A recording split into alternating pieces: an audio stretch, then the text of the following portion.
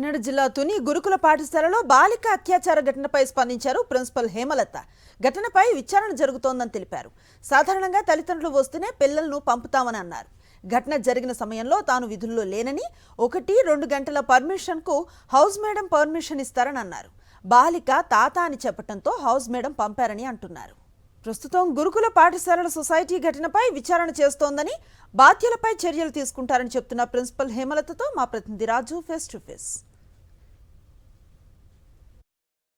ప్రస్తుతం నేను తునిలోని ఉన్నటువంటి గురుకుల బాలికల హాస్టల్ వద్ద ఉన్నాను. ఇక్కడే ఈ బాలికల హాస్టల్లోనే బీసీ ఎస్సీ సామాజిక వర్గానికి చెందినటువంటి 472 మంది విద్యార్థులను చదువుకుంటున్న పరిస్థితి ఉంది. 5వ తరగతి నుంచి 10వ తరగతి వరకు ఇక్కడ పేదవాళ్ళంతా కూడా చదువుకునే పరిస్థితి. ఈ నేపథ్యంలోనే కొండవారిపేటకు చెందినటువంటి టీడీపీ నేత నారాయణరావు తరచూ ఈ హాస్టల్కి వచ్చి ఇక్కడ చదువుతున్నటువంటి 8వ తరగతి విద్యార్థిని తీసుకుని తన తాతని నమ్మించి హాస్టల్ సిబ్బందిని తీసుకువెళ్లడం జరిగింది. అలా తీసుకెళ్తున్న క్రమంలోనే ఆదివారం ఆమెపై అత్యాచారం చేశాడు. ఈ ఉదాహరణతో సోషల్ మీడియా ద్వారా వెలుగులో రావడంతో స్థానికులు పట్టుకుని దేహశుద్ధి చేసి అతన్ని పోలీసులకు అప్పగించారు. ప్రస్తుతం అయితే ఎవరైతే పోలీసులు అరెస్ట్ చేసినటువంటి టీడీపీ నేత నారాయణరావు ఆత్మహత్య చేసుకున్నాడు. మరోవైపు ఏదైతే హాస్టల్ సిబ్బందిని ఏ విధంగా నమ్మించాడు, ఏ విధంగా తీసుకెళ్లారని దాని మీద మనకు తెలుసుకునే ప్రయత్నం చేద్దాం. ప్రస్తుతం మనతోటి హాస్టల్ ప్రిన్సిపల్ హేమలత ఉన్నారు. మేడం చెప్పండి, నారాయణరావు వెంట ఈ బాలికని ఏ విధంగా పంపించారమ్మా మీరు?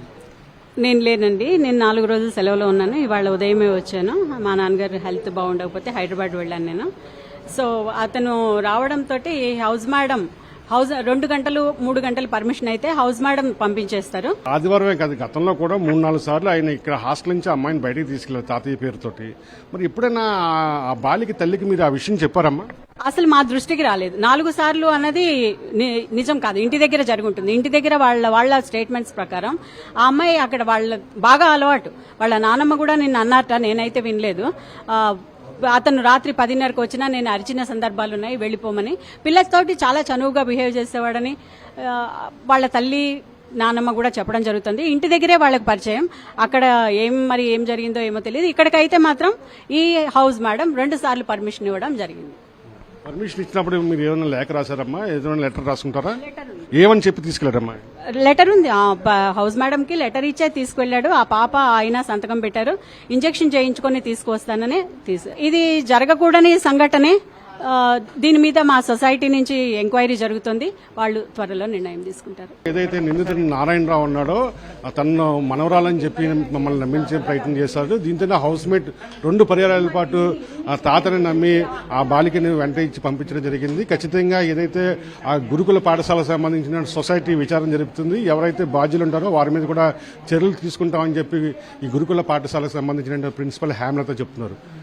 శ్రీనివాస్తో కలిసి కరస్పాండెంట్ రాజు, సాక్షి టీవీ, తుని నుండి.